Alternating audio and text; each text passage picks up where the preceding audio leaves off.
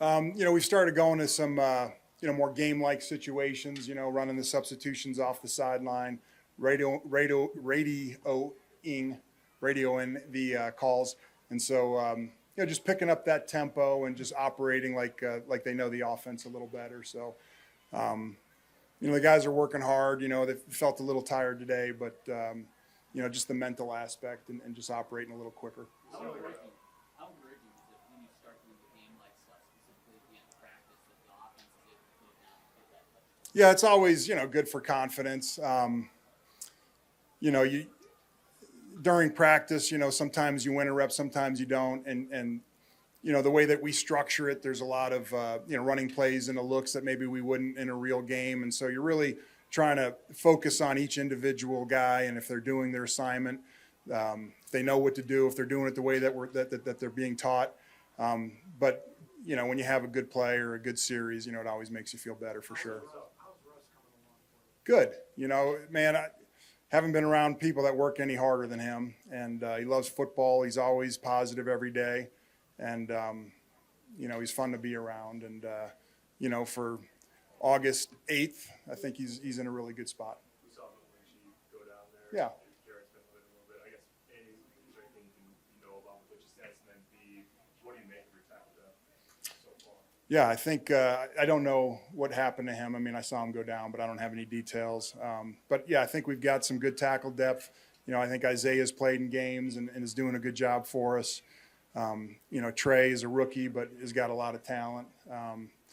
And so, and then the third group, I feel like it's as good a third group of offensive linemen as I've been around. So I think the depth is really good. What do you look about Mims coming out of the draft now? You've seen him for a long time. Yeah, he's been hampered a little bit with the hamstring, so haven't got to look at him as much as you hope. But he made a big play today. He's got speed, plays hard, smart. Was a playmaker in college, and again, it's just been a few days where I don't think he's still quite up to full speed, but it was encouraging to see that play he had today, and those are the kind of things we saw in college. The ability to stretch the field, and we're hoping to see more of it as this camp goes on. Well, with Brandon leaving practice early and Ken and KJ, it looked like a really strong room. It was obviously a little thinner, so how do you, compensate with less body? Yeah, just got to be smart and watch their reps, and it's a tough job on the receiver coach. He's got to look at the script and say, all right, he's running long here. Okay, get someone else on the next deep route. So you just got to manage it. It was terrible what happened to Tim. That really hurt. I don't know what the injuries were to the other guys. Hopefully minor, but hopefully they'll, as we get through this game, get a few days rest, and we'll be back to relatively full strength soon. Yeah, just a guy that he's got good speed. I love how he plays hard every single play. Obviously he's a good special teams player. So, just a guy that's working, still learning the system, but, a guy that we've seen some encouraging things from, for sure. Sticking with the offensive line, the interior with your guard and center, what have you seen from those guys since coming in, and what type of improvement have you seen now? Yeah, those two guards are really strong, and, I think they do a good job of just consistently winning the line of scrimmage and denting the line of scrimmage. Our inside runs, for the most part, there's a lot of room for the running backs in there. So just the strength that they have, again, smart guys that just throwbacks, that love football and are tough and are just in there every play. And, the strength in the run game is obviously an asset, and then their ability to hold the line of scrimmage in the pass game and not get pushed back. Those are huge for us. So two guys we're really encouraged with. How good is it going to be going against guys like DJ Jones and Zach Allen and certain guys seem to really take the play off? Yeah, for sure. It's, the guys say iron sharpens iron. So, getting that competition every day makes everyone better.